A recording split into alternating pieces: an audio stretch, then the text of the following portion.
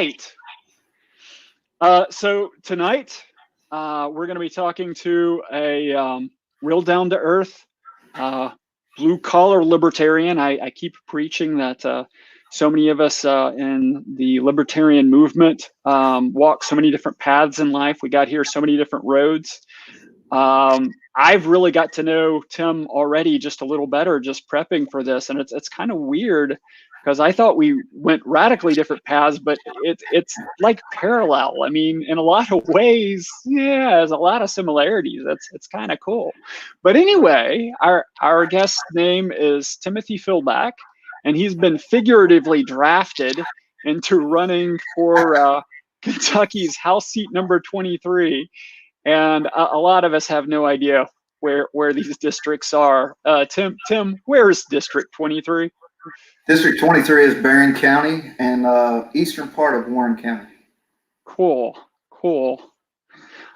And like I said, you know, I've known Tim for a while, but I kind of got to get to know him a little better, and I've become really excited that we get him to Frankfurt. We're going to need to work really hard to get this guy to Frankfurt. It's super important. And I think tonight we're just kind of going to get to learn a little about his career, just kind of get to know him a little. But I think as you get to know him the way I've been getting to know him, I think you're going to be pretty excited about getting him to Frankfurt as well. So let's dive in.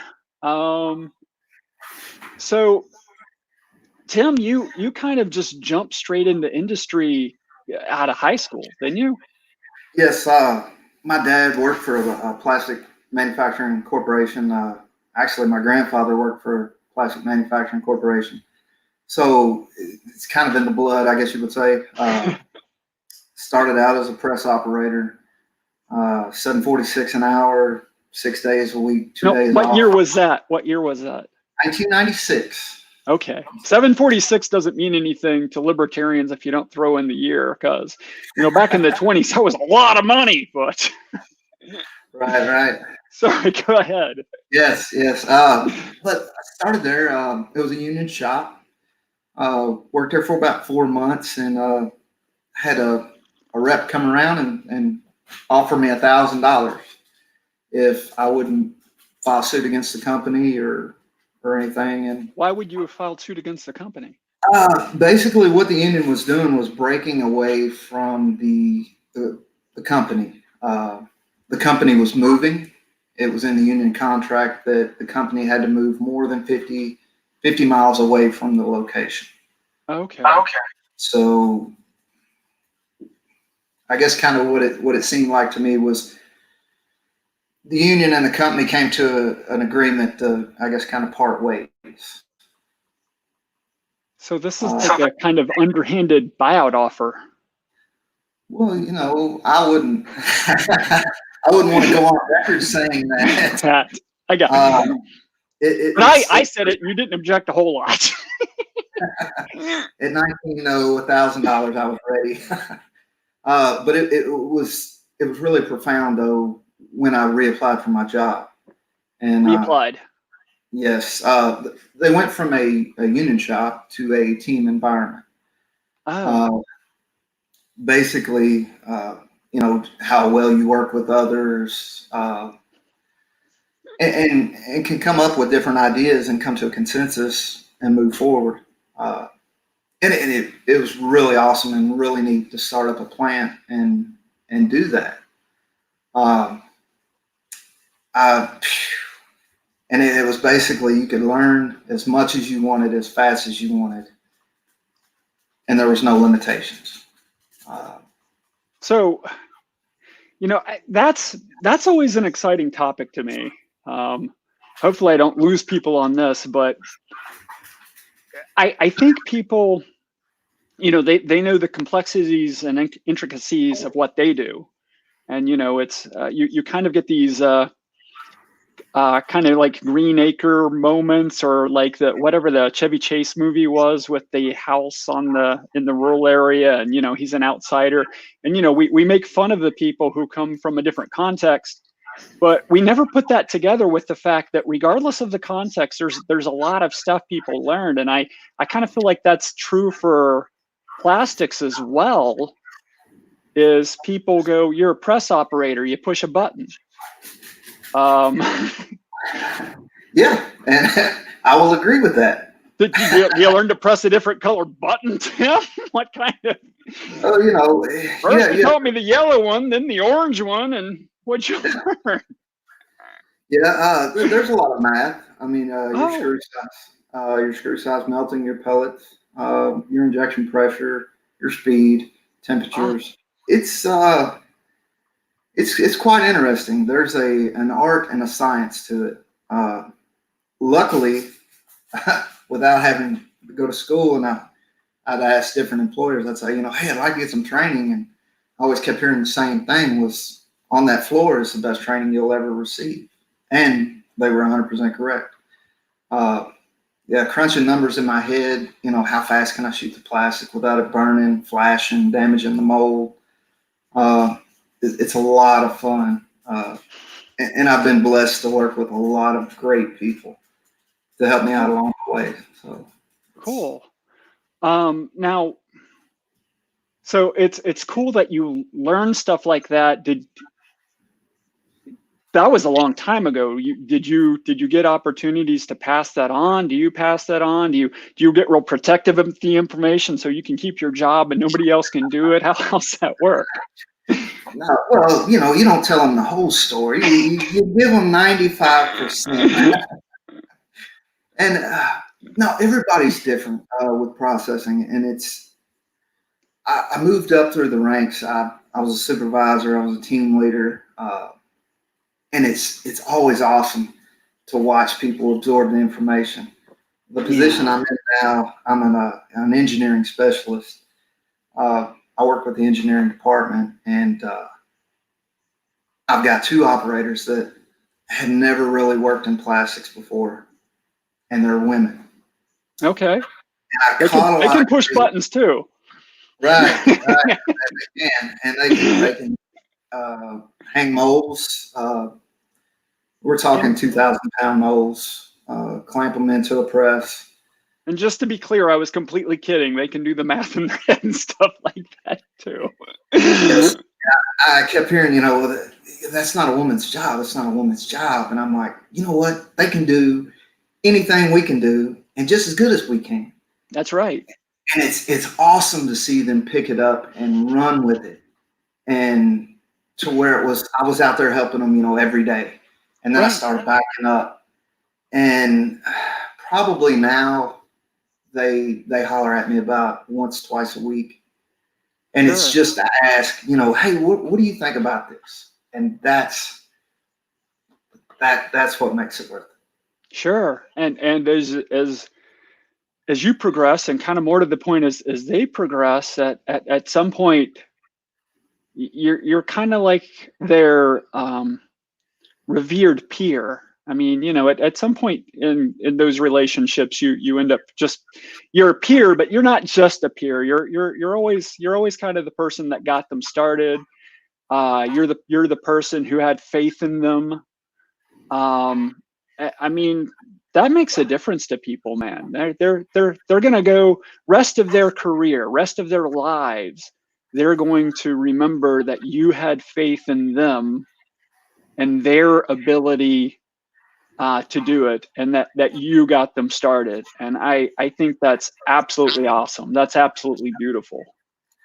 Well, and I've had that done for me. There were those folks that when I first started in business, I should have been fired quickly. 19. But somebody was like, he might be able to do something. And then I had an older gentleman, he was like, took me under his wing, and I have not looked back. Well, I heard this great story, but it's so long ago. I'm sorry, I'm going to botch the details a little. But there was this gentleman, and he made some sort of disastrous error, and he destroyed $200,000 or $300,000 worth of equipment. And of course, his boss was quite upset, and the gentleman was you know, very humble, very quick to apologize, and I'm so sorry. I didn't mean to do this. You're not even going to have to fire me. You know, I'm just going to go ahead and offer my resignation. And the boss said, no, wait a minute. I just spent $300,000 on your education. You're not quitting on me now, are you? And I mean, that's something we forget sometimes, is, you know, these are relationships. And that's one of the things I always like working for small employers. Actually, I go kind of between the two. I learn things at really huge employers, and then I learn different things at really small employers. But it's the small teams and the small employers where you always feel like you get to be part of the family. And, you know, even a contractor like me who, you know, comes and goes pretty quickly, you know, somebody like that, you get in and, you know, you pretty naturally switch from language of, you know, what I think you might want to consider it to what I think we might want to consider, because whether you mean it or not, you know, or mean to or not, rather, you just kind of become part of their family, and it's just natural. Am I on point? Have you been there? Well, yes. Me personally, I try to bring that with me wherever I go, because being in this business, you're at work more than you're with your family, and so you've got to rely on each other. And a big thing is and when you have those folks that mess up, the first thing I always ask, what did you learn? Right. What did you learn? If you can tell me something, I don't care what you tore up. It's worth it. As long as you learn. But when you keep repeating it, you gotta go. Right. Absolutely. And with the you know, being able to talk to folks and you know, because we're all there for the same thing. We're all there to support our families. And some folks want to progress and learn more, and some don't. And that's okay. Sure. There's room for both of those. It's just, you know, the ones that want to step up are the ones that tend to get rewarded. I long time ago, I was working third shift, and this was before I was a software consultant, though it is kind of the job that launched my career. And a part-time supervisor came in my supervisor's office, and he was all ticked off, and he said, so and so and so and so, they want to go home early. They say they're not in the mood to work tonight. And my supervisor's like, well, let them. He's like, well, but we got all this we need to do, and we got all this that we need to do. And the part-time supervisor's like, sorry, the full-time supervisor's like, well, I got plenty of people want to work overtime. Part-time super's like, well, but that's more expensive. We'll have to pay them overtime. And supervisor's like, no, you'll get more work out of somebody per dollar paying them overtime, the people who actually want to work, than you'll get paying a person regular who doesn't want to be here. If they don't want to be here, let them go home. Yeah, that's it. You know, everybody needs a job. Right. They just don't need a job at certain places. You know, some people aren't cut out for manufacturing. You know, and some people are.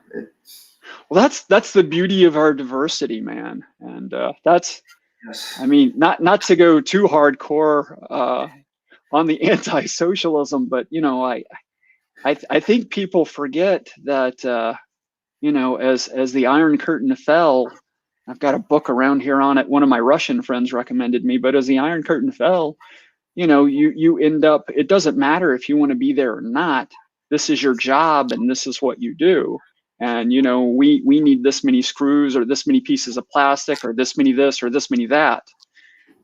So, you know, it's your duty to the country to be there. And, then it becomes, if you're not performing, what are you going to do? You're going to blame somebody else. You're going to try to worm your way out of it. But sooner or later, somebody's going to the gulag.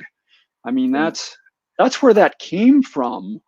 So, I mean, some people think the idea of, we'll send them home, or we'll fire them eventually. They think that's harsh. That isn't harsh. The gulag's harsh. Giving somebody the opportunity to find a different place that they actually enjoy their job, I think that's a beautiful thing myself. Yes. I know I myself, once I get bored at a place, I'm ready to move on. Once I feel comfortable with all the moles and I can't speed up everything any faster. Right. That's, but getting and kind of getting government out of business. Sure. I had a plant manager he was ripping into us one morning, and he said, if you guys can't do this any faster, we don't have any business of being in business. And I got to thinking about that when the government started handing out all these bailouts, and I was like, the government has no business being in business. They don't know how to run a business. No, they don't. State, federal, it's just let the guys that do the job, let them do the job. They know how to do it best. Right. And we it's not even really a matter of money. It's just a matter of, we ultimately can't just pay everyone just to stay at home, because we actually have to build stuff, because as the famous Austrian economist Elon Musk has recently said, if you don't make stuff, there won't be stuff. It's that simple. That's the thing, is that's why we have to have people and manufacturing in Frankfurt. Is you can be a Nobel laureate of economics, and you're looking at GDP, and you're looking at all these equations, and you're looking at all these numbers, and I'm a numbers guy. I get how this happens. You get a little lost, and you sometimes lose track of the basics. And the basics in economics is, if you don't make stuff, there won't be stuff. Well, I'm telling you, a guy who's worked his entire career in a factory is not gonna forget that. That's how he's made it his whole life, is making stuff. He won't forget. I promise you, he won't forget. You told me something else inspiring. I want that quote your uncle gave. I'm not even going to try to cue it some clever way. It's just, it was a great quote. Everybody needs to hear it pretty much every day of their life. What was it? Yes. He told me, he said, no matter what you do in life, be the best at it.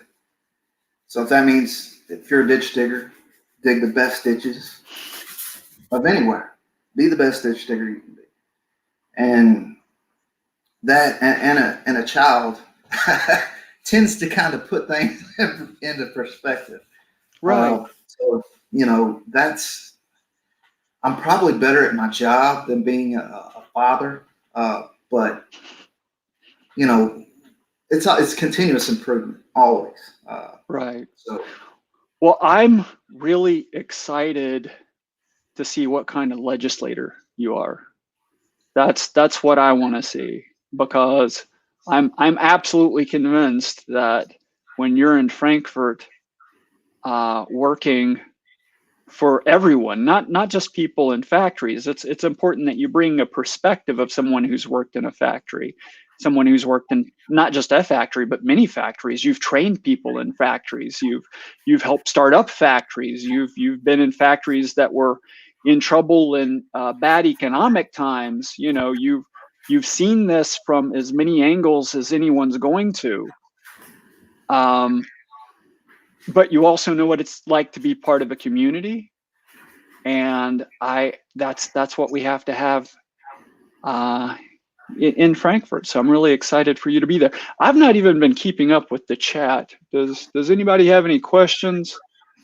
We need to ask. I definitely want to point people to Tim's website there, and we have a lot of candidates running in Kentucky this year. So even if you're not in Tim's district, go to perry4ky.com, and you can go down to my candidates page, and I've linked all the candidates. Tim, you got anything else you want to say, or we got anybody who wants to ask a question? Well, just to kind of add to that, Yeah. what you were saying, you know,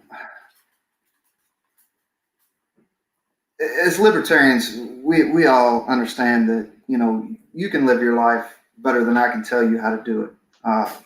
And that's basically what I would like to bring to it. You know, we've got a hemp farm here in Barron County. And actually, I think we have a couple, but they're kind of struggling due to government or state regulations. And Right. I'm sure it's too. You know, I don't know how many hemp farmers we have up there in Frankfurt, but obviously they're not in touch with what's going on. Right. You know, well, just the taxes, and then the vape tax. You know, if I'm elected, that's a no. That's a hard no on any taxes. It's a right. I'm sorry. I don't get the thing with vaping. I don't understand why people are going after vaping. My father smoked my youth. You know, I coughed my head off in high school, and you know, it's weird. I went to college and got healthier. You know, I could breathe better. My dad smoked that much, and that's not to bash on my dad. You know, he was a nicotine addict. But a few years ago, first time I was around vaping happened to be a LPKY state convention. I was with David Patterson, went to the front of the room to get my photo taken with David Patterson. There was a person sitting there vaping. There's a person sitting there vaping. And I thought, oh, I gotta intentionally get around that. I gotta see if that bothers me like, you know, cigarette smoke did. And then I caught on. There was a blank space in front of him. The chair in front of him was empty because that's the chair I'd been sitting in. I'm like, there's my answer. But I mean, and I know this is a tangent, but you know, talking to the marijuana people for just a moment. I mean, you know, smoking, lighting something, igniting something, burning something is bad for you. End of story. I don't like downwind from a campfire because you're in the Boy Scouts. A little bit. Smoke just isn't good for you, boys and girls. It's just not. And when you're vaping, it's more controlled. At least the chemicals you're getting are more controlled. Now we may learn more about those chemicals, but it's just more controlled. So absolutely, we need to get rid of taxes that discourage people from doing comparatively good things. And I wish I knew you were going to talk about hemp. I would have wore some of my hemp clothing instead. I drink hemp milk most days. You know, I put hemp seeds on salads. I picked up some really cool hemp clothing in Fremantle, visiting a friend in Australia. And I mean, Gatewood Galbraith was the first person I ever cast a vote for. And it's, you know, my dad was into science. I knew that Henry Ford had built a car out of hemp. I knew this when I was like 8 years old. And guys, I've never tried marijuana in my life. I'm not one of these people. Marijuana is the panacea, but it is just irresponsible and, in my view, criminal. It is immoral that we are stopping people or even hindering people from developing and producing useful products because some people out there can't, maybe, you know, hypothetically can't manage their addiction. And oh, by the way, addiction of this plant's not even really much of a problem anyway. Exactly. What are we doing? So you're going to need some air cover from DC for that. So folks, send me to DC. I will get the federal government. I will work my butt off to get the federal government the heck out of hemp, the heck out of marijuana, the heck out of everything I can get them out of. And you send Tim to Frankfurt to make sure that Kentucky, takes that and they carry it through and they make it so that we can do the right things. Well, they just need to get out of business. They need to get out of business. You know, keeping it simple. They just need to mind their business, and you know, it's. I want to make plastic out of hemp. I want to make hemp plastic. That's what I want to do. Right. But right. you know, and not only is it taxes and hemp. Another big reason why I'm running. Our House representative down here, he voted against constitutional carry a few years back, a year or so back. And I respect the man. I've checked out his voting record. It was, I agreed with a lot of what he voted on. But the Second Amendment, to me, any gun law is an infringement. No gun laws. I understand what he did. He went and asked the county sheriff and asked the city police and said, what do you guys think about constitutional carry?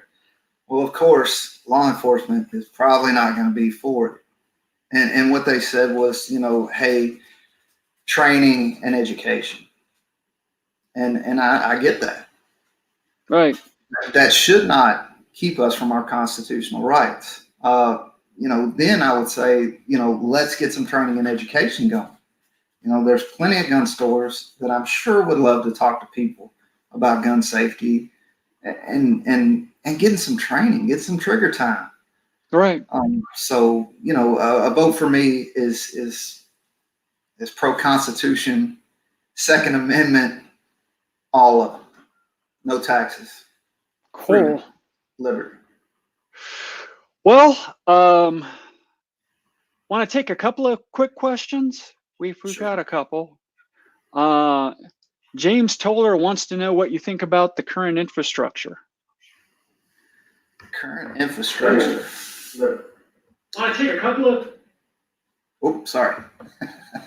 I was trying to look too.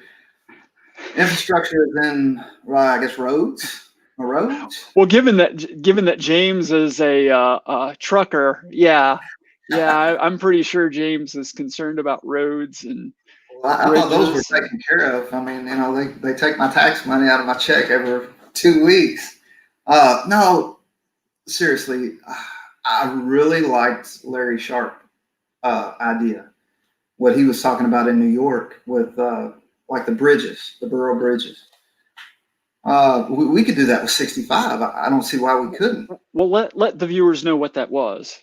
Okay, basically, we're kind of leasing a section of road of I-65. So let's say Apple.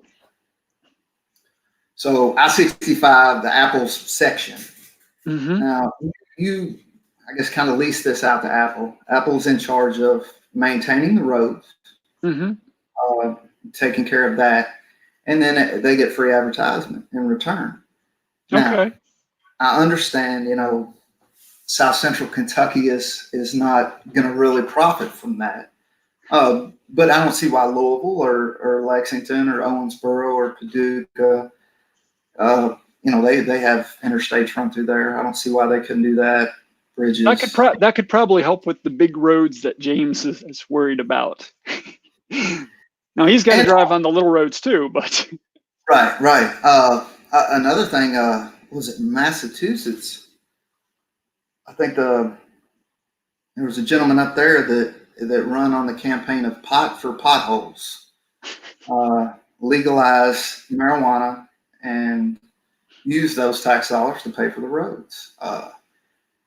This is something that Gatewood Galbraith. I mean, he's the pioneer. He's the trailblazer. That dude. Right. we could be the Saudi Arabia of the world here in Kentucky. Sure. We've got great soil for it, great climate. You know, I'm not saying everybody run out and do cannabis, but there are going to be people that are going to do it. And if they're going to do it and they're going to do it responsibly, why can't it help out the populace? So yeah, I'm more the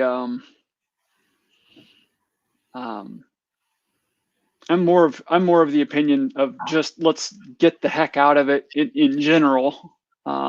But you're the guest tonight, and I there's a lot of people who feel that way. It's not that I'm arguing against you per se. There's a lot of libertarians that feel that way. I just go a slightly different path. But you kept going to taxes, and it made me feel bad I didn't put Joe Hunter up here to begin with. I should have known Joe would be the troublemaker. He wants to know what your position is on taxes. Taxation is theft. You know, but you know, I have to be realistic. We're not going to just flip a switch and we're going to be living in that libertarian utopia. We've got to gradually kind of, you know, warm folks up to it. No new taxes. And I hate to sound like a senior, but, you know, and read my lips. Let's not do it. We've seen Colorado legalize cannabis. We've watched California do it. We've watched Illinois completely bomb at it. You know, why would you want to buy it legally when it's cheaper to buy it illegally? Right. So, you know, let's start the taxes out low, work into it, you know, and then there's always gambling. Let's go ahead and open that up. We're betting on horses.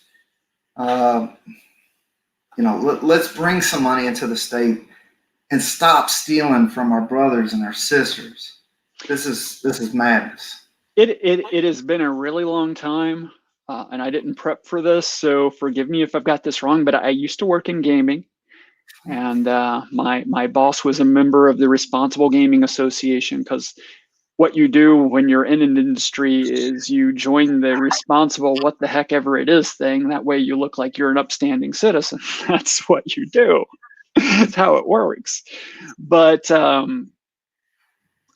my boss really was an awesome guy. But one of the conversations we're having one day, he said the statistics showed that about 8% of the population had addictive tendencies, and they were going to be addicted to something. And, you know, he gave me the percentage of it that was gambling. And the funny thing is that percentage is roughly the same regardless of what state you're in. It's roughly the same whether you're in a state with casinos or a state without casinos. And, you know, you have people addicted to bingo, and you have people addicted to scratch offs. You know, casinos are awesome places. You know, I grew up in Danville, Kentucky. I used to, me and my wife, when we lived in Las Vegas, we would go to the Orleans Casino. It's kind of a locals casino. You have casinos that target locals. And I thought it was wonderful because there was more entertainment. There was more food and beverage. There was more things to do in just one casino than the entire town I grew up in. You know, heck, the casino had 2 kids arcades in it. Maybe 3. Had a bowling alley. I mean, there's a lot of stuff there, and there's a lot of entertainment there, and it's not all gambling. Once you start building that infrastructure, it pulls people in. It kind of becomes, they become like malls sometimes, where the central theme of the mall is gambling as opposed to shopping, which is another addiction. Right. Well, see, and I see that as job opportunities. Of course. community support. And if that's not your thing, you don't have to go. Can I restate job opportunity just slightly? Just slightly. Job opportunities. Well, everywhere. there's right. But what a job opportunity is, it's an opportunity to deliver value to your fellow man, and they don't have to take it. Right. But back to earlier, we were talking about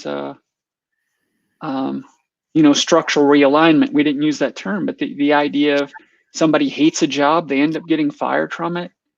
It could turn out they love being a dealer. I don't know. Well, and there was a case. I hate to, but it could be that when you get fired, there's a great opportunity right there. So it frees up your future. I guess it's all on how you look at it. If you're an optimist, or maybe just lucky, then you need to go to gambling. All right. I kid. Cool. Dude, you were a lot of fun. We kind of got onto some issues there on the end, but as soon as you're ready to be back to talk about another subject, I mean, this was just kind of a getting to know you. I feel like I got to know you. I hope people who bothered to watch this, I hope that they feel like they got to know you. Tomorrow night's going to be really fun too. Tomorrow night's going to be Brad Barron. Brad Barron is who the Libertarian Party is highly recommending you replace Mitch McConnell with. Yes. And Brad's going to be talking to us about the strengths of libertarianism in the era of the pandemic, in the era of COVID-19. And he's going to be telling us how libertarian ideas are better than the socialist ideas put forth by Mitch McConnell. So I hope you guys come back tomorrow. That includes Tim. You too, Tim. You can watch. Yes. And I'm looking forward to having you back to help me with this broadcast. Yes, and thank you so much for having me on. It's an honor and a privilege to work with you guys who have, you guys got the signatures and worked on that. So, and that gives guys like me the opportunity to get the voice of freedom and liberty out. So thank you. I'm humbled. Absolutely. And thank you for taking advantage of it. Thank Kyle O'Donnell. Thank you, Kyle O'Donnell. Thank you to all my fellow libertarian brothers and sisters. Yes. Frankly, I love you all. This is a team sport. Use these little broadcasts to help us get out our message. Find friends that might be interested in something we say in one of these. Share it with your friends. You can edit it a little, or work with me. I'll edit it a little. Tell us what we need to talk about. We'll do more broadcasts. Whatever you need. That's what this is about. This is about finding ways to get our message out. So you guys got to help me get our message out. That's what this is about. So thank you, Tim, for helping us get the message out. Thank you, Tim, for being an option on the ballot. There's going to be some number of people who feel better about being able to articulate who they are through voting for you. This is all great. We just got to keep working hard at it. All right. Have a great night, everybody. Bye-bye.